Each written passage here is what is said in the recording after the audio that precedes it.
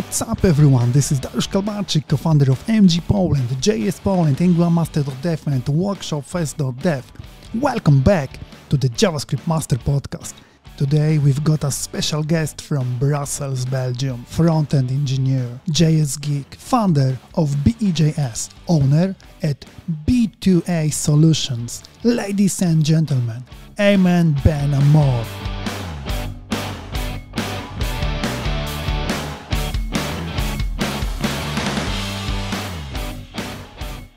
Hi Aymen, how are you? Hi, I'm very good. A lot of work lately, but it's going okay. Thank you for having me. Thank you so much. So for those who don't know you yet, please tell us about yourself and what you do. So my name is Aymen. I work as a front-end developer, mainly with React. But I also do a lot of different JavaScript projects, etc. And I love JavaScript and I'm a big React enthusiast. So, how did your adventure in programming begin? Since I was a kid, I used to watch the IT people in movies with a lot of screens and doing some hacking, etc. So, since I was a kid, I wanted to do something with computers or to be a pilot, which is very different.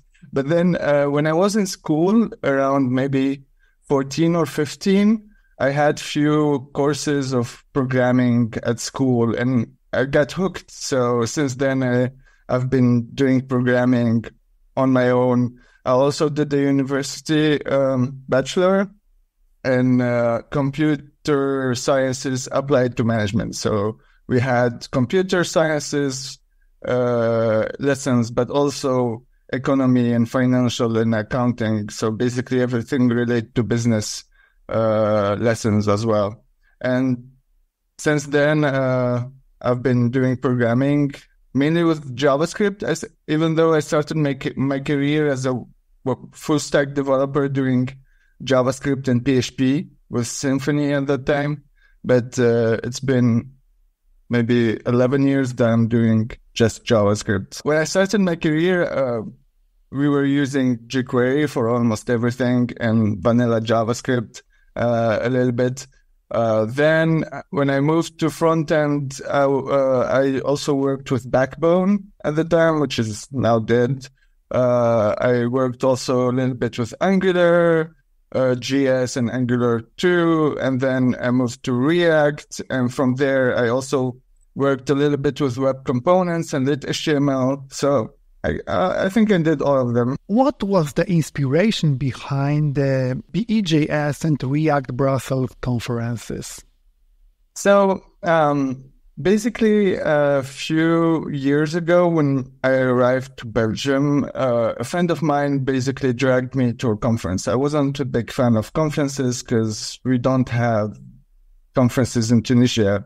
And so my friend dragged me to this conference and I was amazed because you see the speakers going on stage like rock stars and the atmosphere and the people are so nice and so kind to each other, etc. And so that conference was in Amsterdam. So when I got back to Brussels, I wanted to be part of a community and go to conferences here. But we didn't have anything about JavaScript at that time.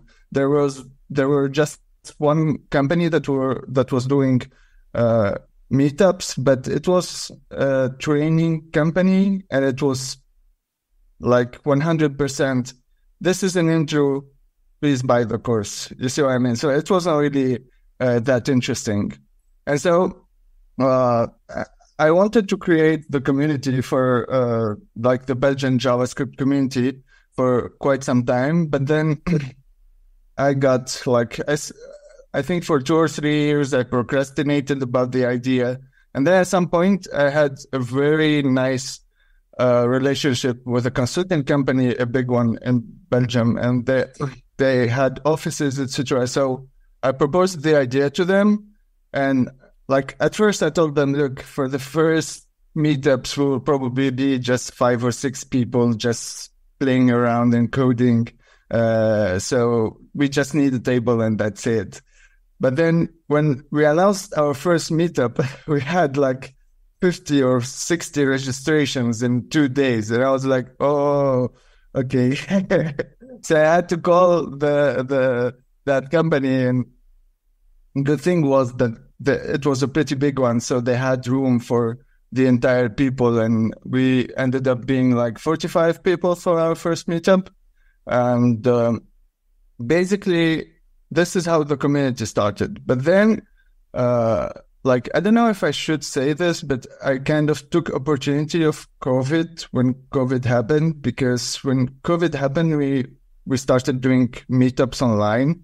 And for me, that was a very good opportunity to be able to actually bring international speakers to our meetups, because we wouldn't be able to afford flying them in, etc. And so I took that opportunity and started doing several meetups online with people from Blitz, from Next, etc. And then it just hit me. Like I said, actually, I could just organize a conference online, and that way I don't have to spend that much money flying people in, etc.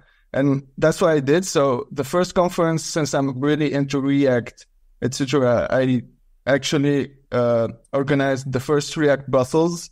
It was in 2021, and it was a pretty good success. So we had around 200 people watching the stream. A lot of people were excited about it. The speakers really liked it as well. And that's what pushed me to be able to the next year, the year after, when COVID stopped or was not that dangerous anymore, to be able to organize our second conference, which is BeJS Conf. And it is more focused on JavaScript, basically. And since then, it became kind of a tradition. Like, it's always the same weekend of for BeJS Conf. It's the second weekend of May. For React Brussels, it's the second weekend of October, and we do these every year now. We're planning on doing more conferences, but these are still just ideas for now. So can you give us an overview of topics that were covered at the last edition of conferences? Basically, we had a crazy lineup for this conference. I think it was our best lineup so far. We had Mishko, who is the creator of Quick, Angular, and half of the things we use at work, who talked about Quick and resumability and how you can actually improve the performance of React components with Quick. We had Ryan Cognato, the creator of Solid, who talked about reactivity and signals. We had also a TC39 panel discussion. So the TC39 is basically the committee who decides on the specs of JavaScript. And we had a discussion where people could ask their question to actually the people that decide how we're going to work. So that was super fun as well. And we had a bunch of other amazing talks. How do you choose the speakers for the conference? What qualities or experiences are you looking for? We're actually soon going to announce the speakers for the first lineup of speakers for React Brussels. So this question is very good for at this time. Basically, what we do is that we do 2 waves of speakers. The first wave, we usually select 4 to 5 speakers that we know that are quite popular. We need these so that we can work on the marketing and they can help us bring more visibility and bring more attention to the conference. And then once we select these, we open our call for paper. Now, for the call for paper, we anonymize it, which means that when we do the selection of the talks, the only thing that we see is the talk title and the talk description.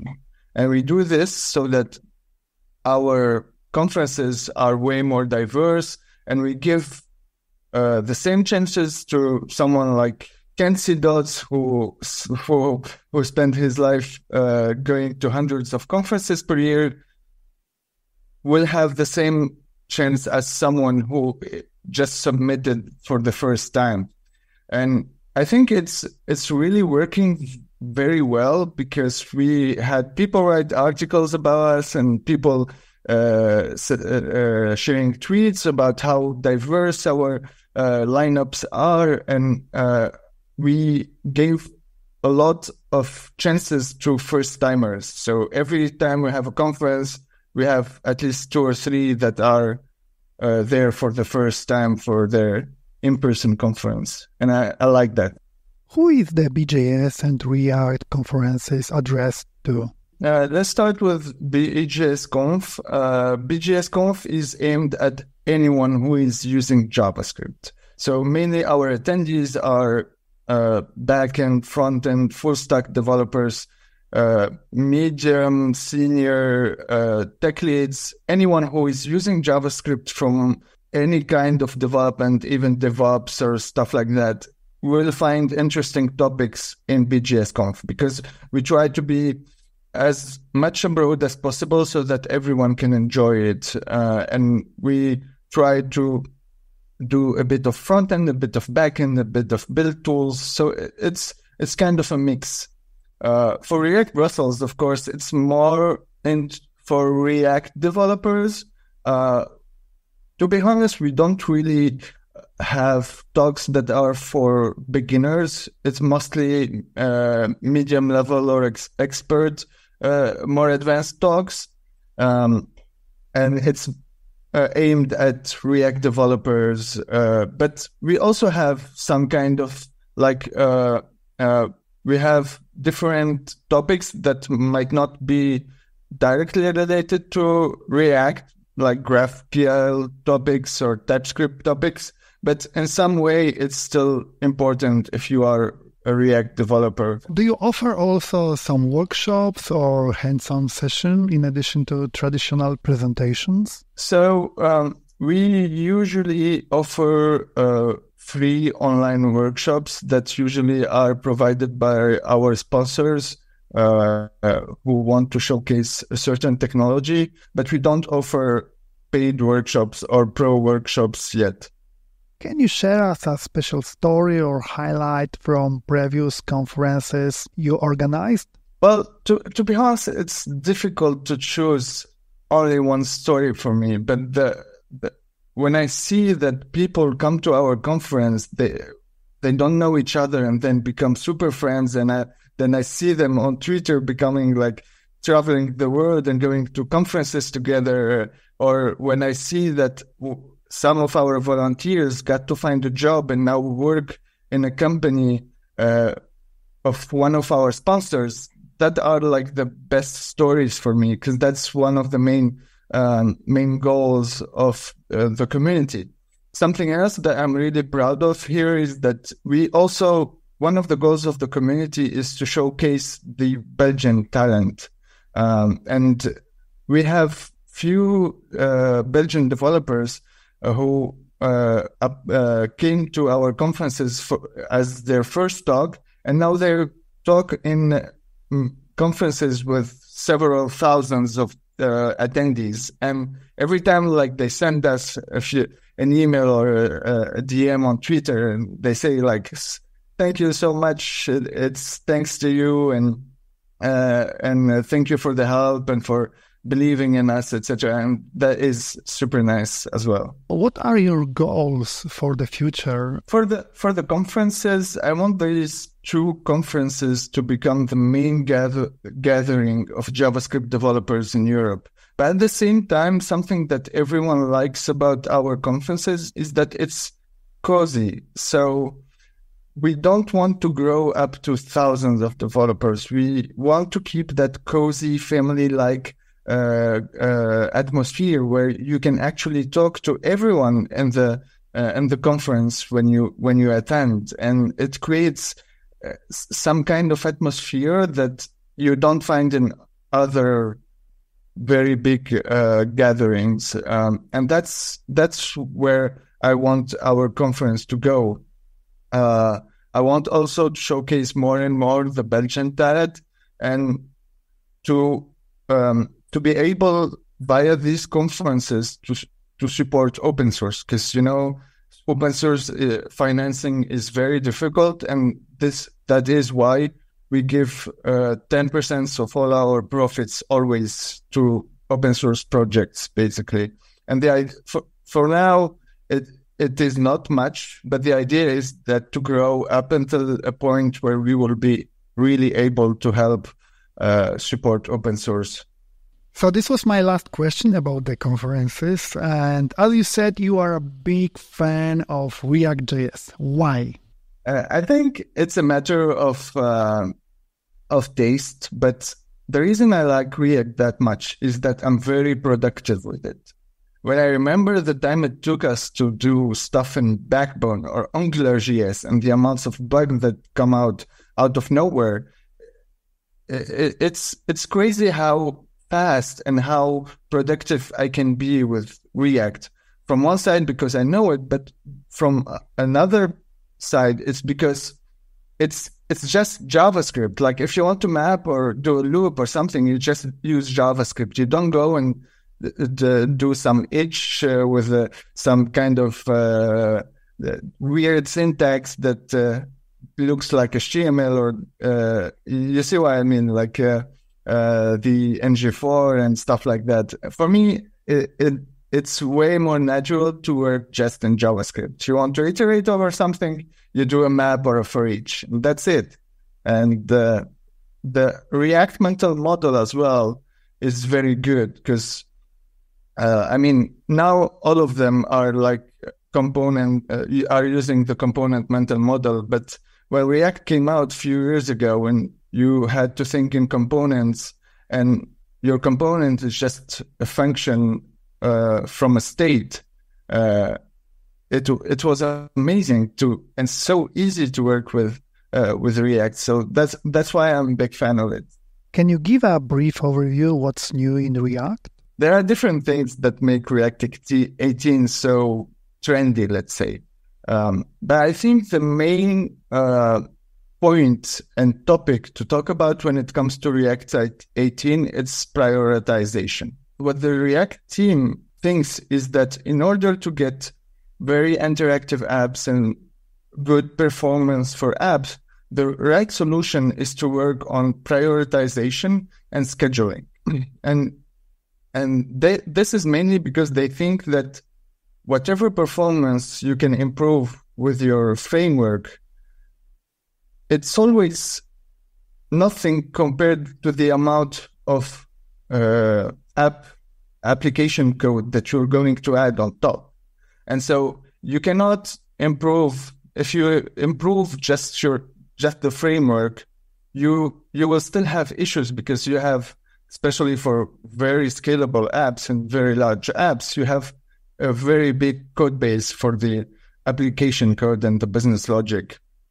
And so that's why they think that it's better to prioritize the tasks. And the idea is that you will be able, with React 18, we can discuss that more in detail later, you will be able to say to React, this behavior is important, so I don't want you to block it, while saying that another behavior is not that important, so it's secondary, and then that behavior can wait a little bit.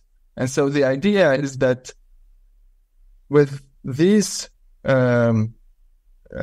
with these possibilities, you will be able to give importance to the very interactive parts of your app while giving a lower priority to the others.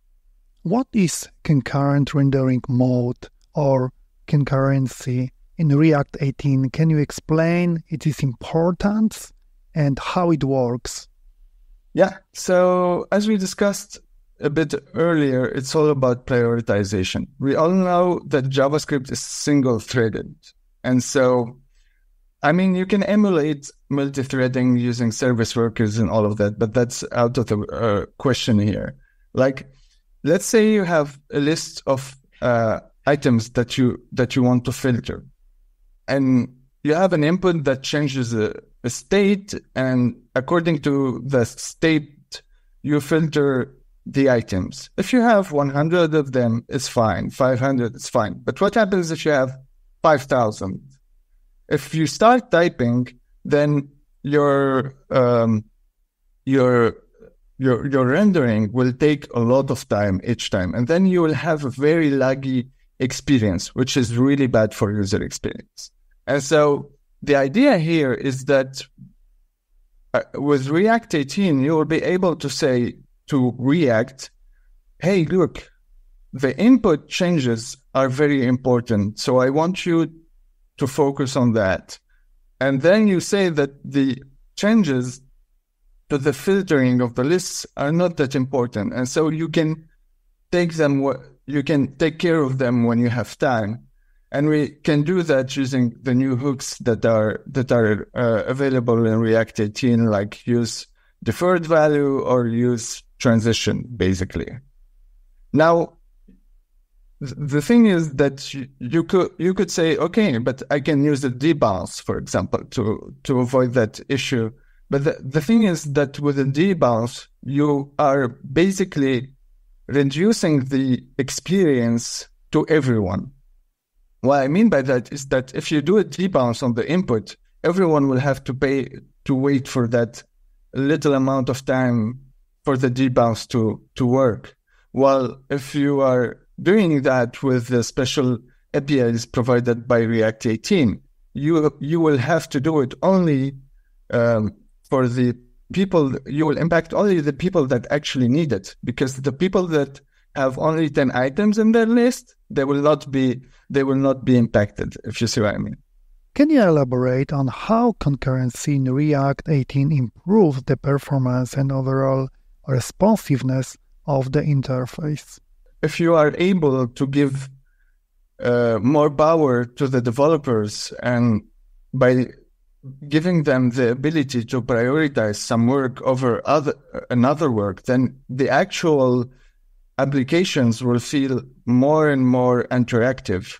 And why is that? Because as I said, if we go back to the example of the input, we will say that the actual typing of the input is important. And then when people type in the input, they will not see a lag.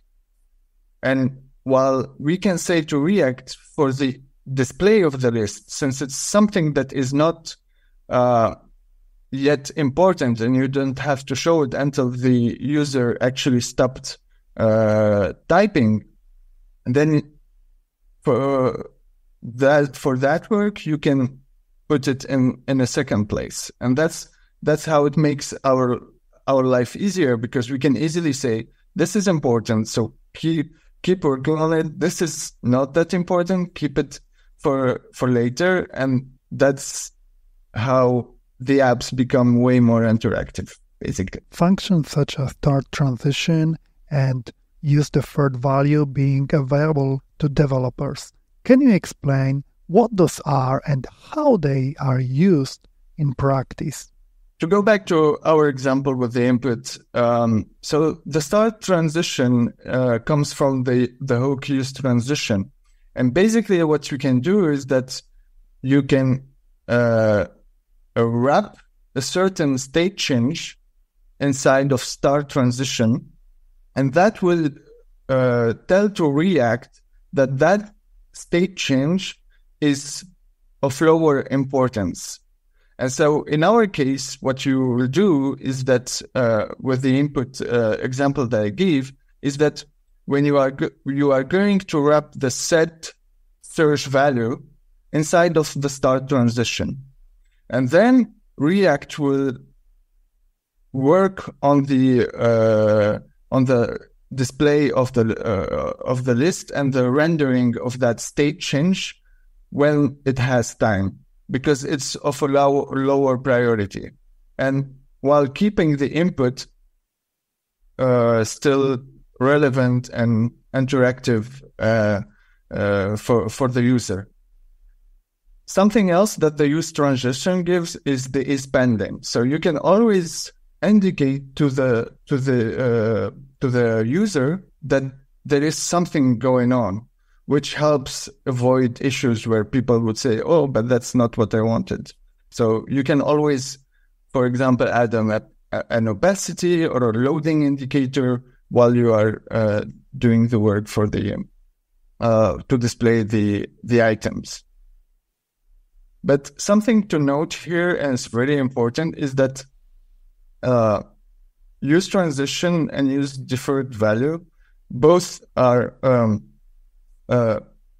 they add more rendering to the UI, and so it's not recommended to use them everywhere. You have my point with that is that don't try to solve a problem that you don't have. Like if you don't have performance problems, don't go and start using use transition and use deferred value everywhere. But I think I forgot to say what use deferred value is. So in the case where you have access to the state change, you can use start transition. But if, let's say you have just a list of items that you want to display, and you don't have access to the state that changes that value, in that case, you can use deferred value, which basically does the same as the start transition. It's just recommended to use deferred value only when you don't have access to the state. If you have access to the state change, then it's better to use transition. Can you talk about Suspense and server component and what they will bring to the future version of React? Suspense basically lets you show a fallback, a loading state, while a certain part of the UI is not ready to be displayed. And Suspense for the client was available already since maybe 2 years or something like that. And you could easily use it for lazy loading and data fetching on the client if you are using some specific libraries or if you wrote your own function. But now with React 18, what they added is that they added Suspense for server-side rendering. And what this means is that, let's say you have a certain page that you want to display. So you have the header, the layout, and then you have one of these components that is, for example, getting the comments of that post, and that component is very difficult, very slow. So before that, if you were using server-side rendering, you would have to wait until all of your HTML is loaded and then send it to the client. While what you can do here is by using the Suspense, you can actually defer and send the loading state, so the fallback that you provide to the Suspense, to the client. And then it will wait until the actual component loads the data that it needs, and then sends it as a second time to the client. And then it will do a selective hydration where it will basically just hydrate that part that is that you just sent instead of, again, the entire page. So that is how Suspense will make it way easier and way better for people to actually use server-side rendering. Is this idea similar to how Quick works? The difference between Quick is that Quick executes the code only when needed, while for React, it does the hydration anyway. So that's why they talk about hydration versus resumability. React 18 allows for the grouping of updates processes of multiple states. Can you discuss how this impacts the performance of rendering? One of the things that React improved in the version 18 is the automatic batching of state updates. So let's say you are doing few state updates, like, for example, you are updating the loading state and updating the data. Before React 18, these were batched only if they weren't inside of an async function. So they were batched if you do it in a normal function, but if you put them inside of a set timeout or fetch or something similar, then they will not be batched. And every state update means a render. So if they are not batched together, then it means that React will do two re-renders because of these two set state statements. And so what React 18 helped with is that now automatic batching is out of the box working for even async functions. And so it removes the amount of renders, which removes work on the JavaScript thread and makes it more performant, let's say. What are some examples of priority updates and transition updates in the context of React 18? What you consider as transition updates would be updates to the state that are not important. What I mean by that, important to the interactivity of the app. Go back again to our input example. The fact that the user, when he is typing, when they are typing, they see each key press as soon as they press it is very important. The fact that they have to wait a few milliseconds before they actually see the result of the filtering is of lower priority. Because imagine if you have 5,000 items to filter, and every time I click or press on the button, then I have to wait for 3 seconds until I get until I can see actually that the letter is there. That's a horrible experience. And basically, with React and prioritization again, it makes it look that it's instant, if you see what I mean. Therefore, how do you see the future? To be honest, I'm a bit skeptic there. What I mean by that is that in my experience, most of the apps that are being built with React and why React became so mainstream, these are business apps that do not do server-side rendering, that are using Create React App or similar starters. But these 80% of the apps will not be able to actually get all of the power and all of the impact of the React 18 changes. And that, for me, is a bit, how can I say, like, it's too bad for them, because basically, like, as an engineer working on an app that is behind the login screen, there will be no way we will get funding to actually rewrite everything in Next.js, because that's the only way we can use React server components right now, or Remix, or something like that. And so what happens is that people are not going to actually benefit from all of these powerful changes unless they are working with Next.js or Remix. And that is why basically when React 18 came out, most of the React team said the only way right now to be able to use React 18 is to use Next.js. Now I don't know if Remix is using server components as well yet, but and something else that is really important is that lately there started to be more and more problems with library maintainers about how to support server-side rendering, React server components, basically. And it's creating a lot of pressure on the library maintainers. And one of the really good things about React is its ecosystem. So if these library maintainers start moving away from React, or the ecosystem starts shrinking a bit, it might become a problem. It's not yet, and I'm sure that React will stay one of the most used one of the most used technologies for front-end development, and then in the next years.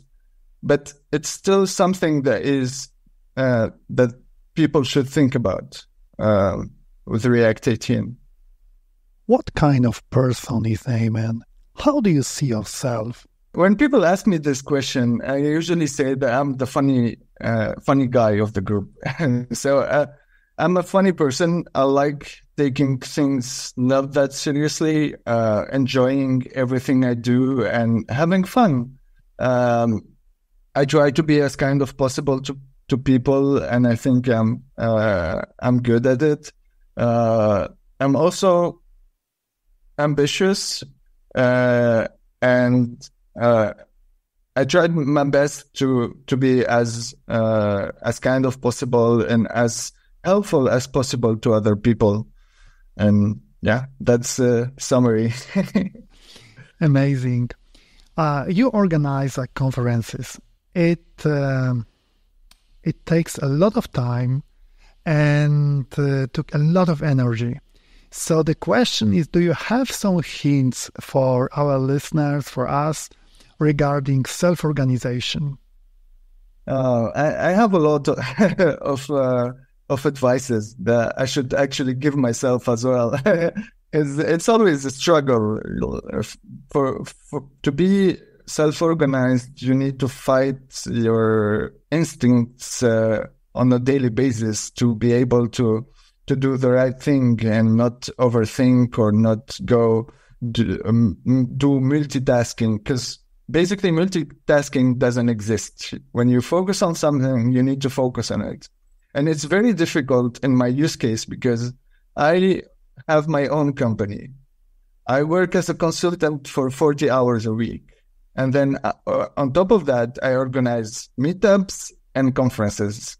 So it's a lot of different topics that you have to think about on a daily basis, especially that some of these topics are not my main job, like marketing, Google ads, Twitter ads, social networks, and how to create engagement and community building, etc. These are not my main skills. I like coding.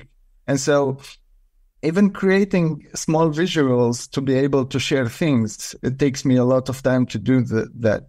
And all of this is hundreds of topics that you have to think about on a daily basis. And if you're always thinking about something else, you can't have this state of deep work where you can actually do the most important work of your day. So my advice there is that to use as much as possible of planning. Plan everything in advance. Plan your days, your weeks, your months in advance. It doesn't mean that there is always stuff that happens and you will adapt. But try to plan as much as possible so that you can actually focus on the most important things that you need to focus on. And then journaling is also something that is very important, I think, because it makes you think and plan about what to do. So when you wake up in the morning, you take a small piece of paper or journal and you just write what you are going to do. And when you write that, you or actually already plan in your mind what you're going to do. So that helps as well. And then to be able to kind of forget about the things that you don't need and that are not important. For me, meditation works. For some people, it might be religion or yoga or something like that. But for me, meditation works. And it's just like trying to find 5 or 10 minutes where you try to not think about anything else. and it works pretty great for me. So what about your work-life balance? So basically, to be honest, I cannot give a lot of advice there because I'm really bad at it. Like, since I started working on the community, my weeks are like 60 or or 70 hours of work. Because as I said, I have to work 40 hours. Apart from that, I have my own company to manage. And apart from that, I have the community to manage and all of the different topics that I need to manage for all of these things. And so I'm pretty bad at it, but I'm trying to improve. I try to do more sports. I try to go out for walks. I try to have at least one day per week where I try not to even open the computer. But it's difficult. It's difficult when you have conference coming and a lot of decisions to take and a lot of research to do. It takes a lot of time, but I'm trying to improve it. Things you are proud of? There is a couple of things that I'm very proud of, and organizing a conference, an international conference, having people like Tejas Kumar, like David Khurshid, like Carl Simpson, Ryan Carniato, Mishko, like the superstars of the front-end development and the JavaScript world came to our conferences. That is something that I'm very proud of. I'm also very proud of what I accomplished as a developer. Because when I started my career, there was a point where I was like, maybe I will just stay like an average developer. As developers, we spend most of our time fighting with imposter syndrome. Like, even after 12 years of experience and hundreds of JavaScript projects with different technologies, there are times where I still question how, maybe I'm not that good at my job. But at the end of the day, I'm very proud of the fact that I kind of managed that, and I'm proud of the different projects that I worked on. The first conference that I organized, I was alone. No one else, just me organizing the entire conference from A to Z. That was like crazy few months. But I did it, so I'm very happy about it. Definitely. Last question. A books, or maybe movie you can recommend to our listeners? So for me, my favorite book is called The Subtle Art of Not Giving a Fuck. I don't know if you know that one. I know that one, yeah. It's so nicely written, and it's so nice to read.